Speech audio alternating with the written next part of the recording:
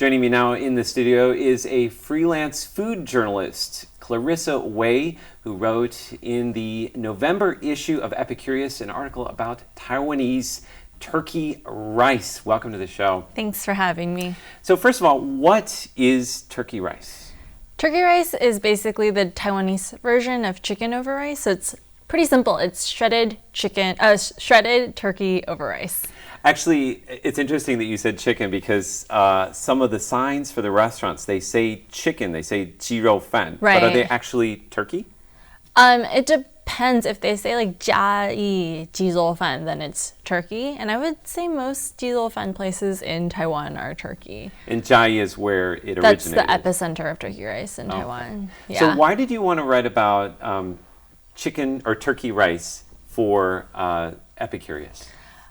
So Thanksgiving is coming up and everyone is always talking about roast turkey.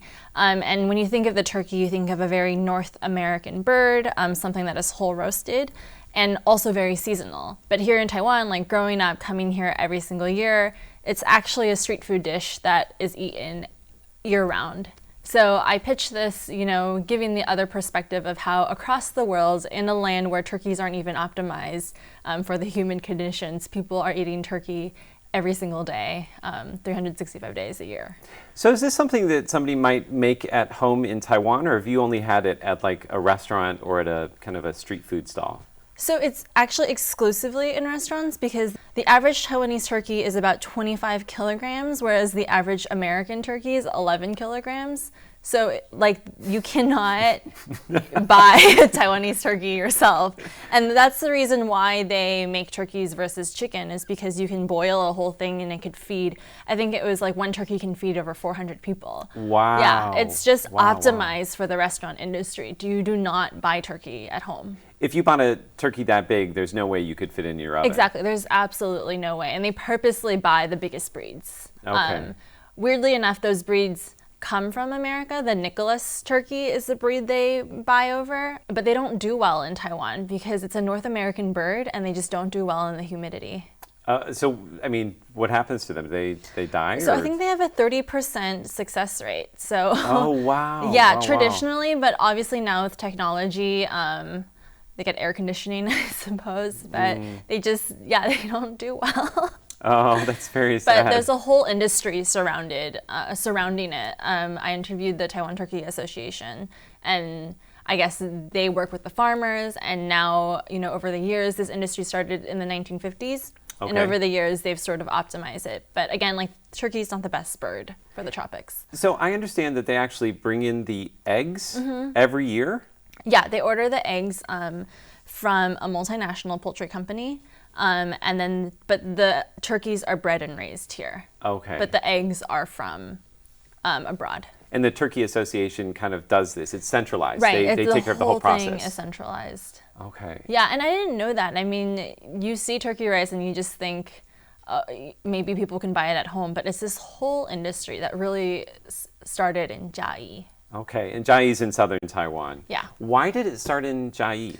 So I couldn't find that exact reason. There's a lot of theories floating around. Let's go back to when turkeys were introduced. They were introduced when the Dutch were here in Taiwan, and I believe that was around 300 years ago. That's like 1624 to like 1660 something. Right, 17th century. And then turkey really only took off as an industry in the 1950s, and some people say it was because of the American Air Force Base in Jiayi, and somehow those people developed a taste for turkey, but that correlation to me seems a bit weak. Just because there's a lot of Americans here, they want turkey. It's not like Americans are constantly craving turkey. I mean, both you and I don't think about turkey. Right, no. I only think about turkey literally once a year. Exactly. Yeah. So I honestly think, maybe they had an appetite for turkey, but I think it was mostly a business decision in that here's a poultry where you can raise and it could feed 400 people or make 400 servings of it, and it's just a fast thing to do. Can you describe the perfect turkey rice for me? Yeah. For you, what does that taste like? For me, it boils down to the texture of the turkey. So in Asian culture, when poultry is cooked, it's poached.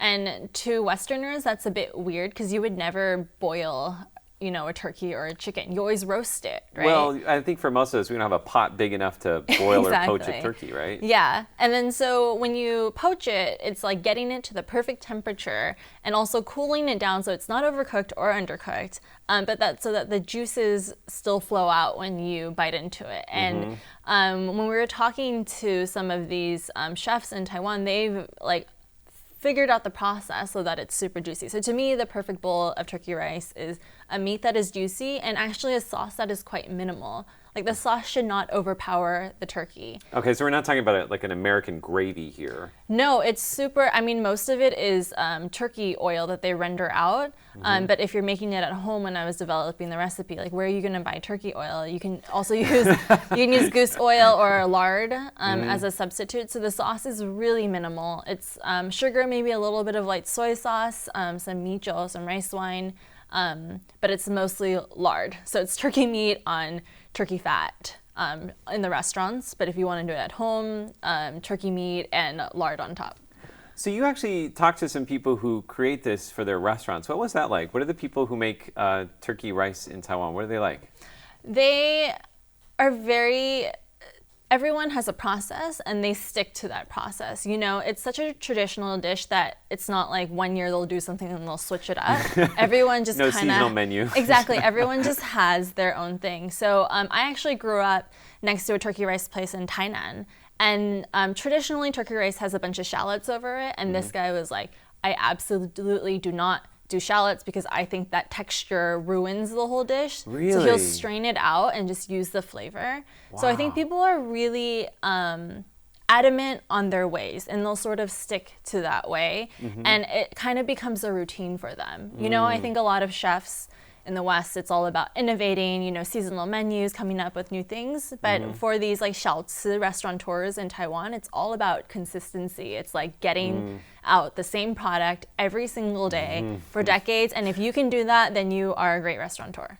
It's interesting. As we started recording today, our director was talking about his favorite turkey rice place in Chiayi from when he was in the military down there. And he said that their version had deep fried egg yolk or egg, like kind of you take the egg and you whisk it up and then you drip it into the oil and it becomes crispy egg. Yeah, I've never heard of that. That's crazy.